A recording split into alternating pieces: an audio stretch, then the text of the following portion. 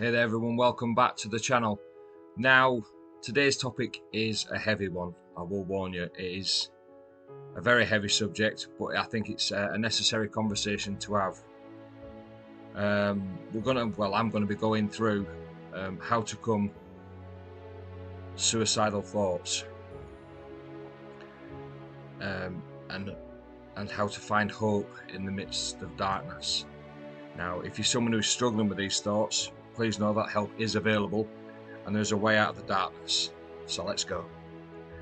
So suicidal thoughts can be overwhelming and all-consuming, making it hard to see a way out. I know I've been there a couple of times in my life, so I know how you're feeling at the moment. But it's important to recognise that these thoughts are not a sign of weakness, but a sign of intense emotional pain. Now, I don't know your individual situation, but I had a lot of things happen in my personal life.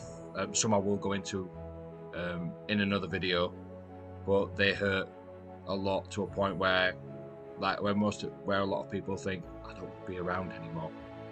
You know, who's gonna care? But it's okay to feel this way. But it is crucial to seek support and help before it's too late. Remember, you're not alone in this struggle, although you may feel it.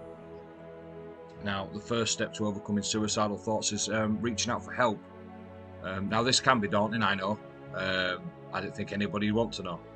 But it's essential to remember that there are people out there, professionals, that care about you and want to help. So whether it's a trusted friend, a family member, a therapist, counsellor, anyone like that, anybody you can feel you can trust to open up to, open up about your struggles, because this can be the first yet major step towards healing. Don't be afraid to ask for help. Please, you deserve to feel better. No one deserves to feel like that. Now, seeking the help is all good, but also there's something else we can do on a personal level, and that's have a safety net, a safety plan. Now, this can provide a sense of security during moments of crisis. This plan should be very accessible to you and include a list of emergency contacts, coping mechanisms, and activities that bring you joy and comfort. Now, whatever that is, we all have different things of comfort and joy and stuff like that, but they need to be accessible, and they need to be accessible at a moment's notice, because these thoughts can creep up you quietly and get you when you don't need it. Trust me, I know. I've been there. On a personal note, I've attempted to take my own life twice through alcohol and painkillers. All I ended up with was a really bad stomachache, a real nasty hangover. So it's obviously somebody didn't want. It wasn't my time to go. I know how you're feeling. If you're seeing this video, I'm not saying this just to get on your good side. I'm saying this as truth. I have been there. People who know me know that I've been through that. But having the right people around you at the right time and the right coping mechanisms will help you. So these negative thoughts that we have can be really, really powerful, unsurmountable, sort of a David versus Goliath sort of thing in your mind. Now, they do not define who you are.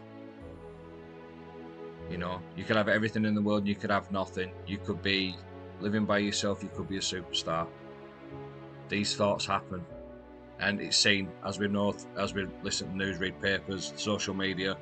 People who think they've got it all sometimes are the loneliest. I remember when I heard about the Robin Williams story, that absolutely crushed me, because how can a person who made people laugh for so many years couldn't make himself smile? It's bloody tragic, if you want my opinion on that. But these challenges, these thoughts, they need to be replaced by positive affirmations and truths about yourself. We all have faults. We all have blemishes on our character. Everybody does. It's just admitting the good points about ourselves. Are you a good partner? Are you a good father or mother? Are you a good brother or sister? anything like that. Are you a good person as a whole? You're just having some bad time at the moment. Just positive affirmations. Say some good things about yourself. Say them in front of a mirror. That's so powerful. Look yourself dead in the eye in a mirror and tell you how good you are at stuff. You don't believe how bloody powerful that is. It's so powerful. And remember that there is people out there that care for you and love you. They might not tell you that love you in the spoken word of "I love you," but they've got their own ways of showing it. Me and my brother never tell each other that we love, but we know if it was a bad time for either one of us, we'd be there. That goes without saying. And we don't see each other often, so if it's something bad, I'm in the car and I'm at the house as quickly as I possibly can. It's just knowing that people care for you. And it might just be someone you've never spoke to in a while, or never even spoke to, or met in your life. Sometimes speaking to a stranger is even the easiest thing. Now, you are worthy of love and support, so no matter what your mind's telling you, just remember that you are worthy of it. Even though you don't feel it, you know you are. You are worthy of it all. And everybody should be worthy of it. Nobody should be left to feel that way. Now, finding a purpose and meaning in life can help you shift your perspective. As I've said before, I was a car wreck of a person just over a decade ago, when I met my partner now, and she gave me something that I didn't see. She believed in me when nobody else did, and I had a purpose. My purpose then was to repay that belief in the one person that believed in me, to become better. And needless to say, I'm a whole different animal to what I was all like years ago. But this can happen for you. Just find that one purpose. If you've got children, even if you've got a pet, they need you more than you know. More than you know, and more than you think you know. I mean, I've got my own children who I didn't see for a while, but my purpose was to get a relationship back with them, and I did no matter what it took to get back there, and thankfully I am now. It just takes time. It won't happen in a day. It won't happen in a minute. It will take steady progress every day, doing things to better yourself every single day.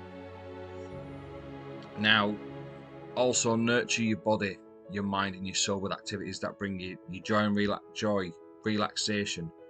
Practice self-care rituals such as meditation, exercise, journaling, one of my favourites. Spending time in nature, so if you've got a park nearby, or a lovely place to walk near a river or a stream, somewhere like that, somewhere of natural beauty, to go down there, take a walk, maybe even take your journal with you as well. You won't believe the effect that just being out in nature quietly, just taking a walk, can do for you. It's very uplifting. So remember to prioritise your well-being and treat yourself with kindness and compassion. Now, building a support system, surround yourself with a strong support system of people who lift you up, encourage you to do better and to keep going. Like I said, my partner all them years ago was the only person I had. My parents, my family didn't want to be around me, and rightfully so. I didn't blame them. I wouldn't have been around all them years ago if I'd have knew that person. I wouldn't have wanted to do it as all. But she had that one belief in me, that one person can change it all. And you've all got them in your phone, on your social medias, even maybe next door. You've got that one person who can help you. You just need to ask. Seek out community resources, support groups, online forums. There is so many options now to get help. I'm still in a few now. I keep track, not just for me. It's not a personal thing to do it anymore, but it's also good to keep track and help others. Pass on the things that you've learned and what I've learned to the other groups. Maybe they've not thought about that, or maybe it is that I've shared my story in other places. I will be sharing it here as well. Now, these online forums as well can connect you with people who understand what you're going through, which is ideal. It makes you realise very quickly that you're not alone. So opening up to a trusted individual can lighten the burden and remind you that you're not alone in your struggles.